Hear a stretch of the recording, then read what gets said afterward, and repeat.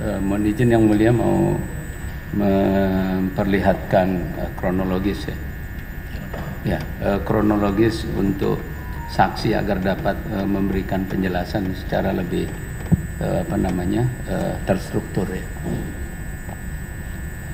Saudara saksi Ibu Sri Agustina. Saudara saksi menjabat sebagai Dirjen Perdagangan Dalam Negeri. Itu mulai periode berapa sampai tahun berapa? Mohon dijelaskan. Saya menjabat Dirjen Perdagangan Dalam Negeri itu sejak Oktober 2013 sampai Oktober dengan 2013. Ya, sampai 2015. Kemudian saya ditunjuk menjadi sekjen, tapi saya kemudian ditunjuk menjadi PLT Dirjen PDN Perdagangan Dalam Negeri mulai dari Maret sampai dengan Juli 2016. Ya. Jadi apakah di dalam tugas saudara saksi tersebut, saudara saksi juga melakukan inventarisasi seluruh dokumen-dokumen perjanjian ya, antara Kementerian Perdagangan dengan institusi lain yang berkaitan dengan perdagangan dalam negeri? Perjanjian maksudnya, mohon maaf Pak Pengacara? Ya, contohnya pada tanggal 24 Juli 2013 itu telah ditandatangani nota kesepahaman antara Kementerian Perdagangan Republik Indonesia dengan Tentara Nasional Indonesia. Ya. Ini tidak ada di Dirjen Perdagangan Dalam Negeri, Pak Pengacara. Ini adanya di Dirjen Perlindungan Konsumen. Ada di sini di sini yang mengatur mengenai pemberian fasilitas kepada koperasi-koperasi untuk stabilisasi harga dan operasi pasar di tempat-tempat terpencil dan di daerah perbatasan. MOU-nya ini tidak kami, Pak. Ini seingat saya bukan di kami ya. Itu adanya di Dirjen Perlindungan Konsumen. Jadi ada dirjen lain. Ya, pada saat saudara tadi menjelaskan adanya pemberian fasilitas kepada koperasi Angkatan Darat, ya, apakah dasar hukum daripada pemberian fasilitas tersebut, apakah saudara bisa menjelaskan dasar hukumnya? Apakah MOU ini merupakan dasar daripada pemberian izin kepada koperasi?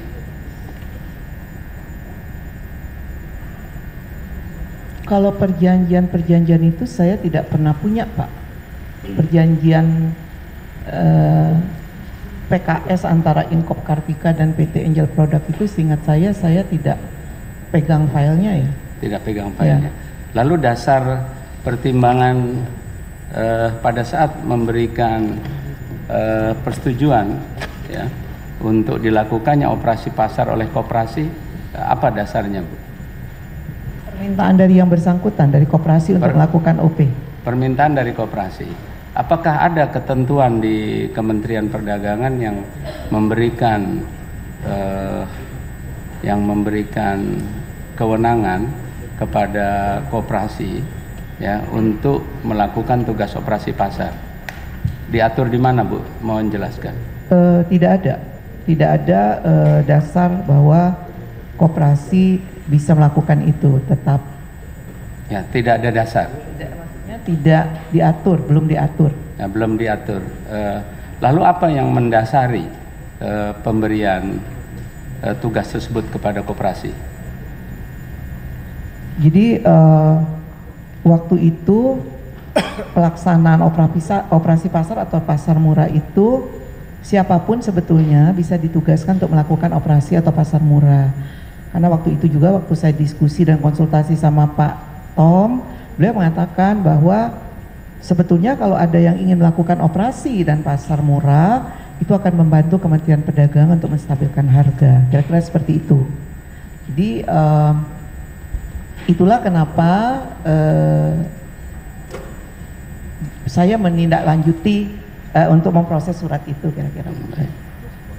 Tapi saudara tidak mengetahui ya adanya perjanjian antara Kementerian Perdagangan ya, yang ditandatangani oleh Pak Gita Wirjawan dengan Jenderal TNI Muldoko yang berlaku dari 24 Juli 2013 sampai 24 Juli 2018. Saya tidak pegang, tetapi tahu gitu bahwa ada MOU itu, tetapi ini bukan di kami Pak sebetulnya. Baik. Tapi tahu ya, ada MOU ini tahu ya. Mic-nya. Seingat saya tahu, tapi ini bukan di tempat kami Pak. Baik. Pekerjaan.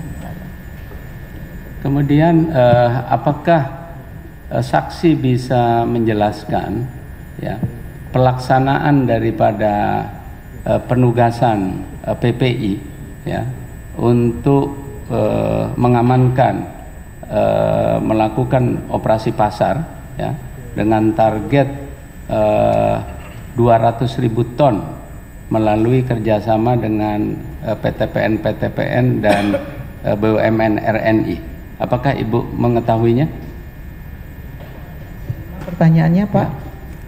Pada tanggal 11 Juni 2015 ada surat dari Menteri Pak Rahmat Gobel saat itu yang menugaskan PPI ya untuk melakukan pengadaan gula sebanyak 200.000 ton bekerja sama dengan PTPN dan RNI. Apakah Ibu mengetahui? Ini masih di apa namanya? Iya, 2015. Ada surat dari Bapak Rahmat Gobel di nomor 477 kalau saya tidak salah. Betul? Pak. Ya. Mengetahui ya Bu? Ya, ada suratnya Pak. Baik. Ibu bisa menjelaskan bagaimana hasil daripada pengadaan tersebut? Apakah PTPN dan RNI saat itu mampu menyediakan 200.000 ton gula kepada PPI? Saya membaca laporan dari PT PPI Pak, Ya. Laporan dari Dirut PPI di tanggal 19 November pada saat dokumennya saya baca Ya. mengatakan bahwa pelaksanaan dari kerjasama dengan PTPN itu sudah dilaksanakan lebih kurang 30.000 ton. 30.000 ton, tetapi dalam pelaksanaannya harga lelang itu selalu lebih tinggi dari harga HPP yang diminta oleh Pak Rahmat Gobel dengan nomor surat 490. Nah, kemudian Dirut PPI ya meminta untuk mengajukan izin impor gula kristal putih 400.000 ton di dalam surat itu. Ya. Jadi tidak berhasil dikarenakan harga lelangnya itu lebih tinggi dari HPP. Apa itu Bu? Tadi mohon dijelaskan lebih. HPP gula Pak, HPP gula pada saat itu 8.900. HPP gula itu maksudnya pembelian tebu dari kepada petani. Iya. Berdasarkan laporan dari PT PPI. Artinya apa Bu? Apakah HPP kepada petani itu bisa direalisasikan saat itu Bu? Kalau melihat dari suratnya, harga lelang lebih tinggi, artinya Dirut PP atau PT PPI nggak bisa menyerap, karena waktu itu permintaan dari Pak Rahmat Gobel sebelumnya dengan surat 490 itu di harga HPP, sementara penyerap pada saat itu harga sudah di atas harga HPP. Jadi harga pembelian petani sudah di atas HPP. Jadi dari 200.000 yang ditargetkan itu hanya berhasil 57.500 ton ya Bu? Ya, kalau saya lihat di laporannya PT PPI. Ya. Apakah kondisi ini ya Bu, kondisi bahwa harga beli ya, harga HPP itu harga lelang itu di atas harga HPP kepada petani, apakah kondisi itu pada saat tersebut berlanjut, Bu? Sepengetahuan Ibu. Saya hanya membaca dari laporan, Pak. Jadi laporannya waktu itu sudah setelah surat ini sepertinya tidak ada lagi laporan, tapi laporannya kemudian ada laporan yang kerjasama itu dengan industri rafinasi itu. Nah, hanya memang saya melihat di surat ini adalah untuk penyerapan gula hasil penyerapan dalam negeri. Jadi bukan kerjasama dalam rangka impor. Ya, artinya dengan pengadaan gula dalam negeri itu tidak dapat diperoleh harga 9.000 ya, sebagaimana ditetapkan oleh Pak Rahmat Gobel saat itu. Pakai HPP 8.900, Pak. Ya, tidak bisa dipenuhi ya, Bu, dengan pengadaan pembelian tebu dari petani. Maksudnya adalah PT PPI tidak bisa menjalankan perintah surat 477 dari Pak Ahmad Gobel untuk seperti itu, Pak. Gitu.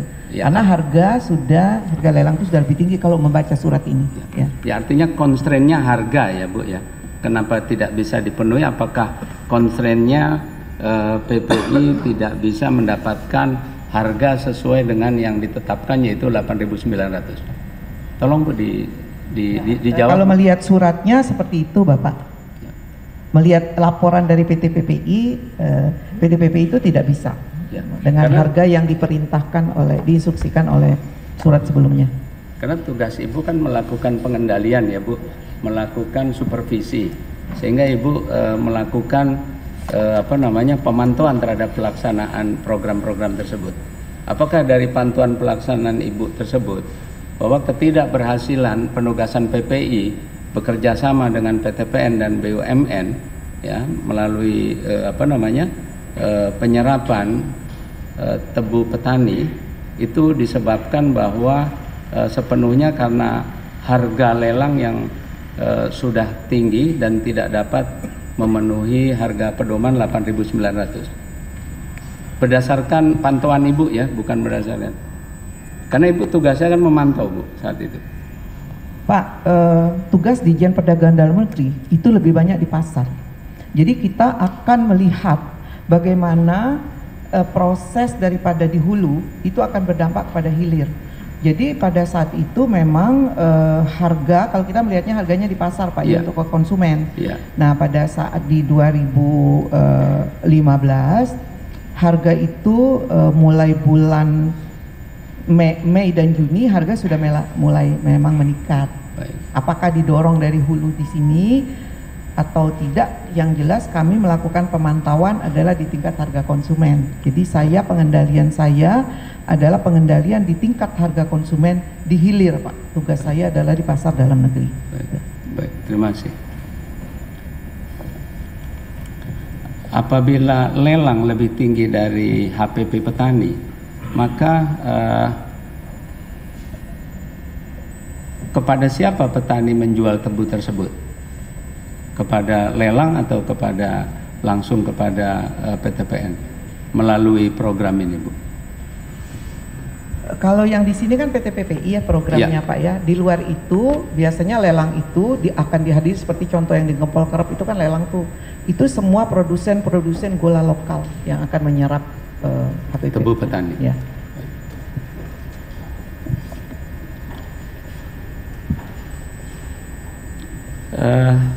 Setelah adanya kegagalan ini, kemudian PT PPI tadi Ibu jelaskan mengajukan permohonan kembali. Ya, Ibu bisa ceritakan bagaimana kronologisnya? Pengajuannya di surat yang 19 November, Pak. Jadi PT PPI mengajukan untuk bisa segera ditunjuk untuk menjadi pembentuk stok nasional dengan cara akan menyerap 600.000 ton produksi lokal dan 400.000 untuk impor gula kristal putih melalui permintaan di 19 November suratnya PT PPI. Ya. berdasarkan surat tersebut, kalau Ibu masih ingat, ya,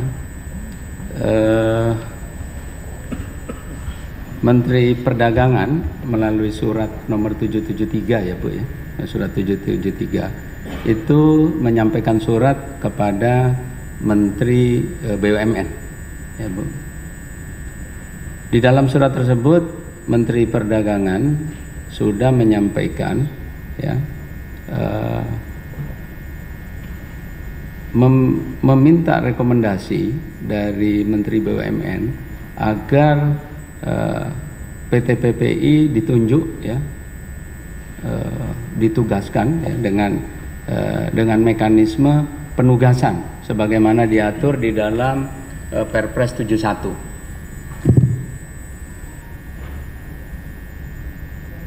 Ya. Pada saat itu apakah Ibu mengetahui ya mengapa pada saat Menteri Perdagangan menyampaikan surat kepada Kementerian BUMN mengenai penugasan PT PPI ya, langsung menerapkan pasal 5 ayat 7 huruf B dan ayat 8 pada Perpres, di mana memberikan kewenangan kepada BUMN ya Bu yang ditugaskan ya, kata-katanya itu menugaskan badan usaha milik negara yang ditunjuk oleh pemerintah, ya di mana pasal 8-nya dalam melaksanakan penugasan sebagaimana dimaksud, ya badan usaha milik negara dapat melakukan kerjasama dengan badan usaha lainnya. Nah, apakah penggunaan Perpres 71 ini disebabkan oleh adanya kegagalan PPI untuk bekerja sama dengan PTPN dengan menggunakan tebu petani yang ada di di dalam negeri karena harga lelangnya sudah tinggi. Mohon dijelaskan Bu. Pak pengacara, kalau Pak pengacara jeli, 773 itu lebih dulu Pak dari laporan 19 November. Surat ke Menteri BUMN nomor 773 itu di bulan September. Jadi itu duluan, baru laporan PT PPI. Jadi bukan dibalik. Jadi surat kepada Bapak Menteri kepada Menteri BUMN itu minta izin untuk bisa menugaskan PT PPI untuk menegaskan penugasan dari Pak Menteri sebelumnya. Nah kemudian poin yang itu sebetulnya kami analogikan pada saat itu saya konsultasi sama Pak, kalau Pak Menteri ingat saya selalu konsultasi, walaupun kadang-kadang konsultasinya tidak harus datang ke ruangan beliau, kalau ketemu saya konsultasi gitu, bahwa Bapak mengatakan bahwa kita by regulasi lah Bu Sri, ada regulasi kira-kira gitu, harus ada regulasinya. Nah itu analoginya adalah kami analogikan dengan Perum Bulog kalau beras itu poin itu sebetulnya untuk distribusi Pak, jadi kerjasama dalam rangka distribusi.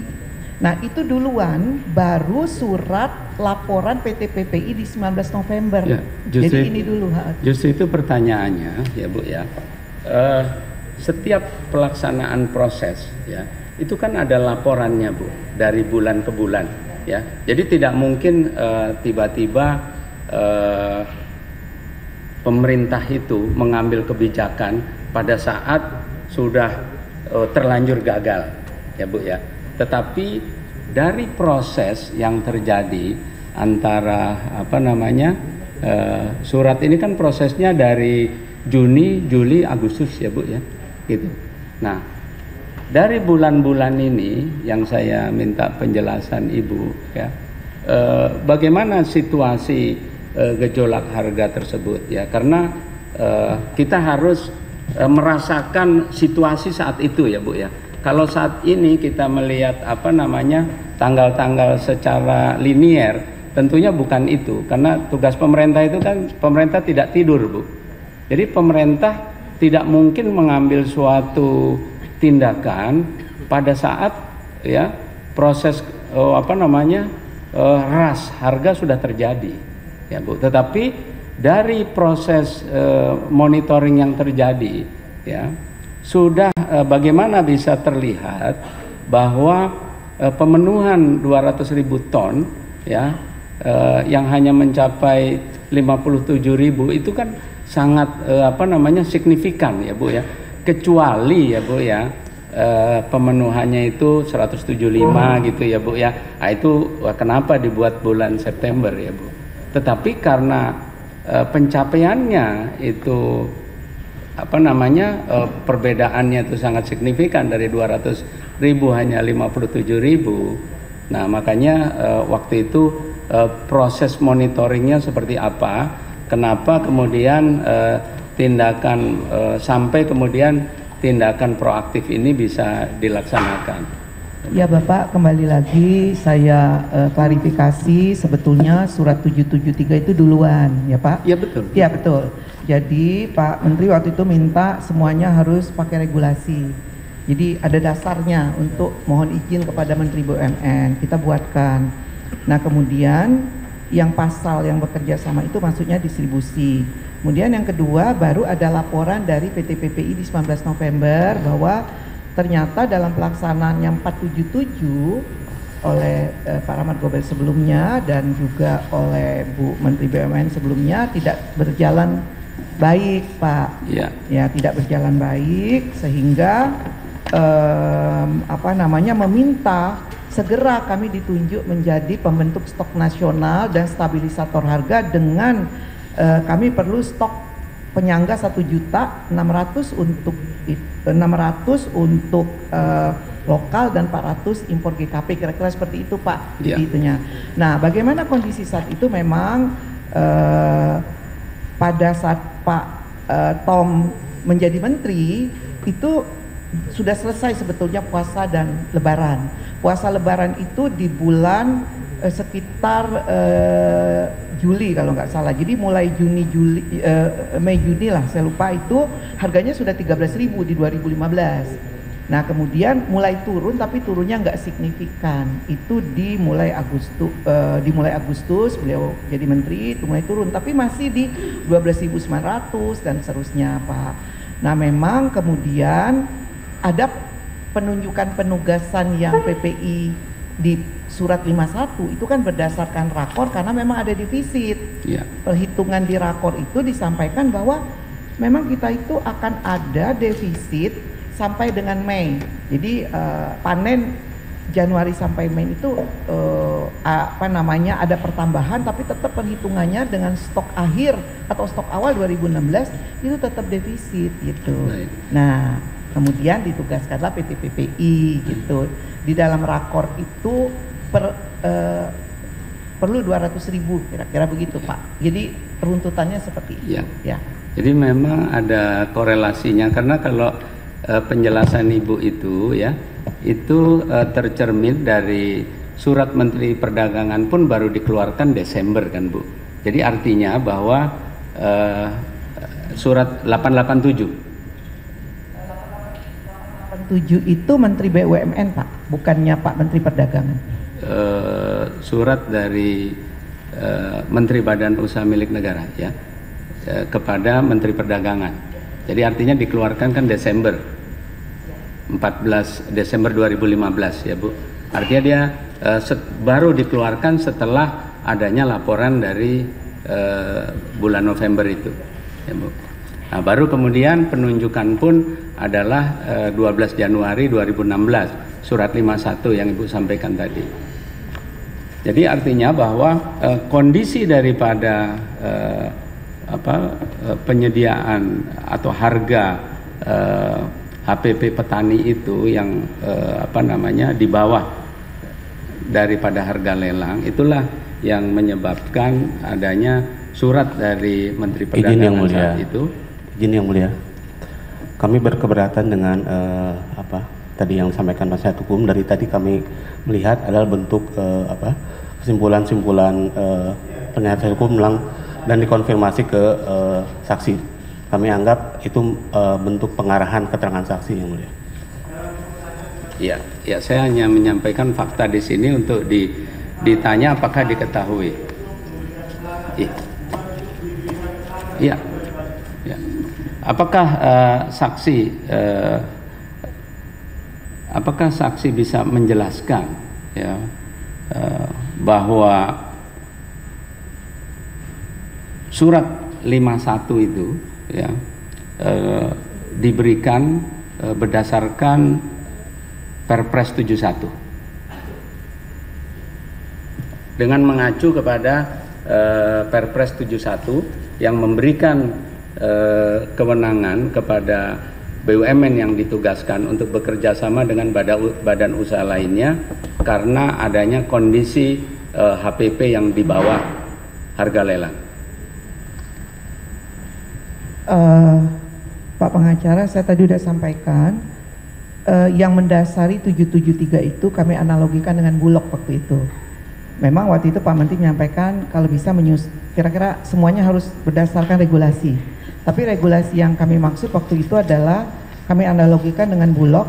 Kalau Bulog sudah ditugaskan untuk misalnya mengimpor beras langsung, jadi kalau gula berarti GKP langsung, ya itu bulan September.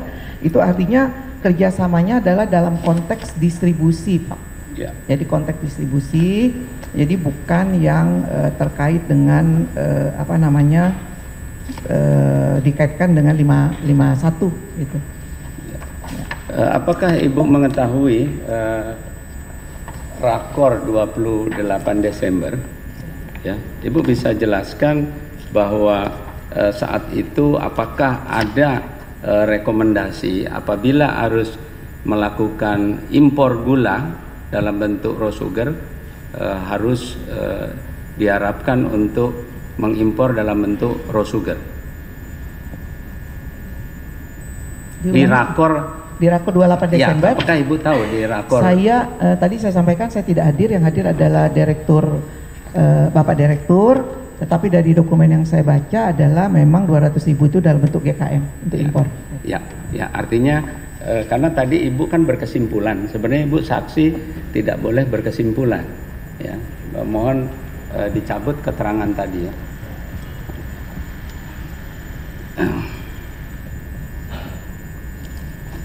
Kepada Pak Nusa,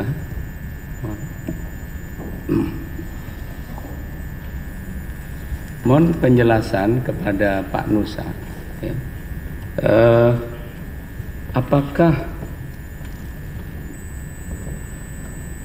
ada ketentuan ya mengenai prosedur pemberian izin impor yang berkaitan dengan pelaksanaan Perpres 71, yaitu izin yang diberikan ya sehubungan dengan adanya penugasan BUMN yang bekerja sama dengan badan usaha lainnya. Di mana diatur prosedurnya? Saya itu tidak tahu, Pak. Ya? Kurang mengetahui, Pak.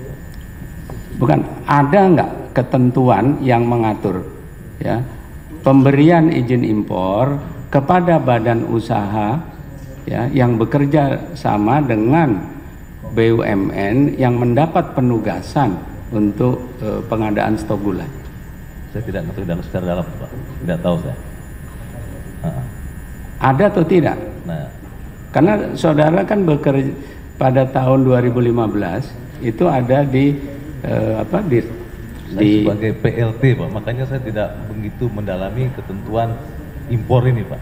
Jadi cuma hanya dua bulan saya sebagai PLT, Pak. Ya, tetapi saudara dalam BAP-nya bisa menjawab berkaitan dengan ketentuan ini. Yang halaman berapa, Pak? Sebentar.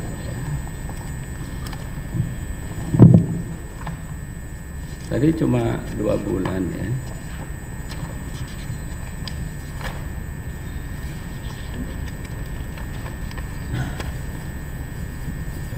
Di dalam BAP nomor 10 ya di sana ya. Mulai dari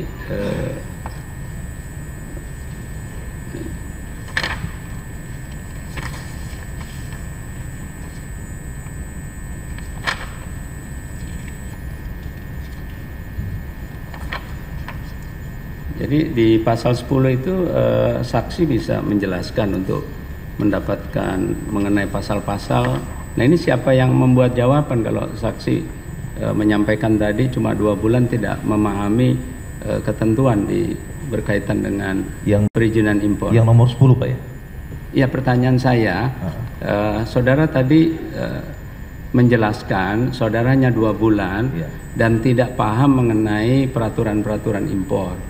Nah, kemudian tetapi sebaliknya di sini saudara menjelaskan nih peraturan-peraturan mengenai impor. Di nomor berapa Pak nomornya? Nomor 10. Oh ini Pak berkaitan, ya oke.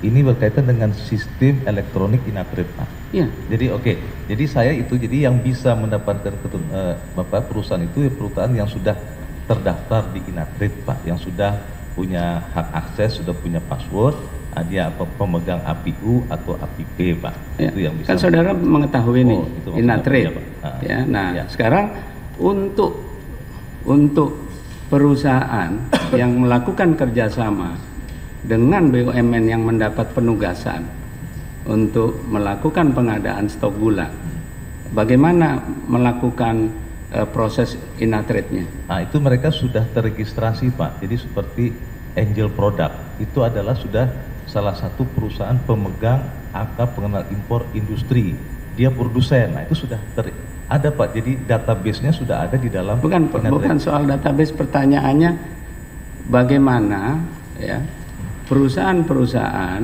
yang melakukan kerjasama dengan BUMN yang mendapat penugasan untuk pengadaan stok gula ya melakukan proses permohonan persetujuan impor, karena yang ada di Inatrade ini kan adalah proses permohonan persetujuan impor yang dilakukan secara reguler.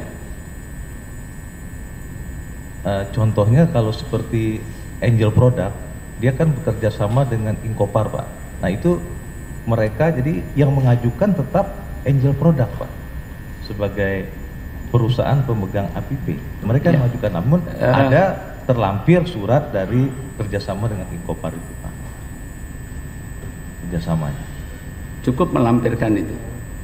Saya rasa cukup terlampir. Rasanya itu Pak. Jangan saya rasa Pak. Enggak, saya sudah 10 tahun lupa saya Pak.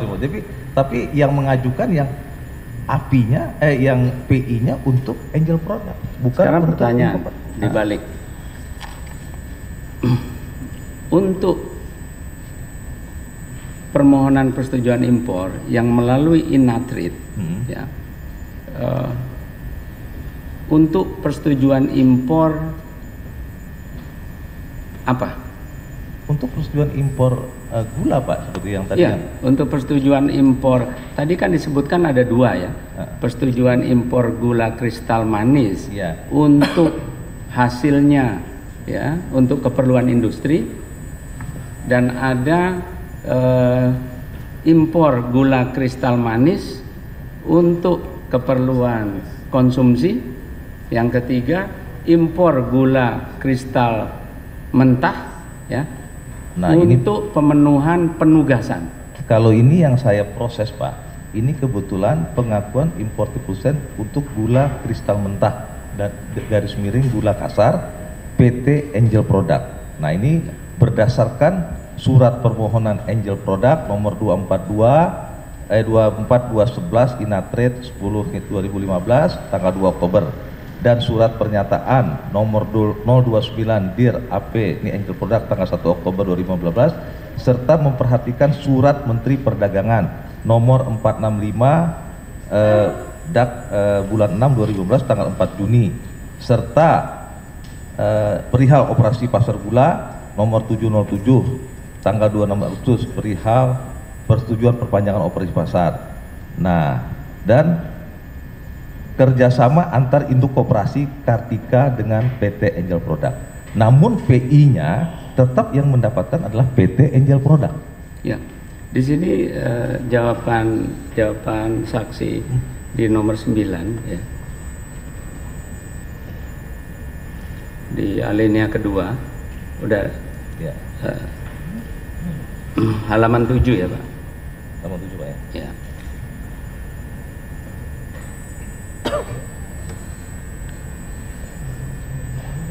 Bahwa dalam pasal, saya bacakan ya Pak, bahwa dalam pasal 8 Peraturan Menteri Perdagangan nomor 117 ya tahun 2015 tentang ketentuan impor gula Dijelaskan ketentuan untuk memperoleh persetujuan impor hanya dapat dilakukan permohonan melalui sistem elektronik, Ya. ya, e-NATRID. Dan pada saat berlakunya Permendak nomor 117 tentang ketentuan impor gula, Kementerian tidak lagi menerima berkas secara hard copy kecuali force major yang mana mengakibatkan sistem tidak berfungsi baru dapat dilakukan secara manual. Nah, pertanyaan saya, ya, persetujuan impor yang mana, ya Pak, yang harus melalui e-NATRID? Ya, yang pertama adalah persetujuan impor gula kristal mentah untuk diproses menjadi gula rafinasi untuk kepentingan industri. 2, impor GKM untuk kepentingan konsumsi, ya Pak, yang dilakukan secara reguler. Yang ketiga, impor GKM dalam rangka penugasan yang diberikan oleh BUMN berdasarkan perjanjian kerjasama dengan BUMN. Semua persetujuan impor lewat e-NATRID. Semua persetujuan impor lewat e-NATRID. Oke, yang di lewat e-NATRID ini Bapak katakan bahwa Kementerian tidak lagi menerima berkas secara hard copy. Nah, kecuali kalau post major sistemnya down, nah kita terima. Berarti yang disampaikan oleh e-NATRID, apakah yang disampaikan oleh e-NATRID ini adalah seluruh dokumen di dalam bentuk soft copy? Yang kalau down itu ya hard copy kita terima, Pak. Kalau force major? Ya, kalau force major. Kemudian bagaimana proses pemberian atau penerbitan persetujuan impornya? Apakah melalui e-NATRID ataukah diberikan secara manual? Lewat e-NATRID, Pak. Nanti persetujuan impor itu sudah masuk kepada email yang terregister di dalam sistem e-NATRID. Email pemohon. Maksudnya, pertanyaannya, apakah di dalam sistem e-NATRID itu ada suatu software yang melakukan secara otomatis verifikasi terhadap dokumen-dokumen itu? Verifikasi, Pak, tetap dilakukan setelah masuk dalam sistem e-NATRID, ditendang ke Direktorat Impor oleh petugas verifikasi, dilihat, Pak, dicek, nah dicek oleh mereka, kemudian disampaikan berjenjang kepada kepala seksi Kasubdit, nah, Kasubdit kepada direktur atau PLT kepada dirjen. Nah, pada waktu permohonan yang kita proses ini kan tidak ada rekomendasinya, nah, lalu kita sampaikan bahwa ini mengaculah kepada Permenperindak nomor 527 di mana ada pasal 23 ada bisa ditetapkan oleh keputusan menteri. Nah, baik.